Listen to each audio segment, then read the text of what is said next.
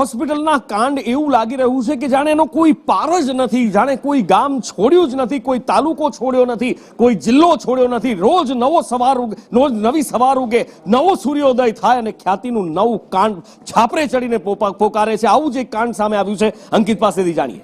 નુપુર, ખ્યાતિ કાંડ એક એવું કાંડ છે કે જેમાં રોજબરોજ નવા ખુલાસા થઈ રહ્યા છે અને નવા ખુલાસા એ રીતે થઈ રહ્યા છે કે પ્રશાંત વજરાણીની સાથે જે અન્ય આરોપીઓ પકડાયા છે તેમની પૂછપરછમાં બધા ખુલાસા થઈ રહ્યા છે. સામે વધુ એક ખુલાસો એ સામે આવ્યો છે કે જે ડોક્ટર સર્જરી કરતા હતા તે તો આ ગુનામાં સપડાયેલા છે જ, પરંતુ સાથે સાથે જે રિપોર્ટ કરતા હતા દર્દીઓનો કે તેમને તકલીફ છે, કોઈ પણ દર્દી ત્યાં જાય અને રિપોર્ટ કરતા હતા, તેમની પણ હવે જે સંડોવણી છે તે સામે આવી છે અને 2 જેટલા નામ ખુલવા પામે છે. તેમાં ડોક્ટર કલ્પેશ હંસોરા અને ડોક્ટર ભૂમિત શાહ, આ બંને ડોક્ટરનું નામ સામે આવ્યું છે કે જેમણે અલગ અલગ જે દર્દીઓ હતા જેમને જરૂર નથી તેમ છતાં પણ તેમને એન્જિયોપ્લાસ્ટી અથવા તો જે સર્જરી છે તે સજેસ્ટ કરી હતી, તેમના પણ નામ હવે જે છે તે ખુલવા પામ્યા છે. એટલે પોલીસ હવે એ બંને જે ડોક્ટર છે તેમની પણ અટકાયત કરશે, તેમની પણ પૂછપરછ કરશે. આ ઉપરાંત જે અન્ય ડોક્ટર્સના નામ, જ્યારે આપણે ખ્યાતિ મલ્ટી સ્પેશિયાલિટી હોસ્પિટલમાં અંદર પ્રવેશીને આપણે જોયું હતું કે બહુ બધા ડોક્ટર્સના નામ ત્યાં લખેલા હતા, એ અન્ય ડોક્ટર્સથી પણ પૂછપરછ કરવામાં આવી રહી છે કે તેમણે પણ આ પ્રકારનું કોઈ સ્કેમ કર્યું છે કે નથી કર્યું. કારણ કે આ પીએમજેની અંદર કરોડો રૂપિયા જે છે તે ખ્યાતિ મલ્ટી સ્પેશિયાલિટી હોસ્પિટલે ચાઉ કરી લીધા છે અને જે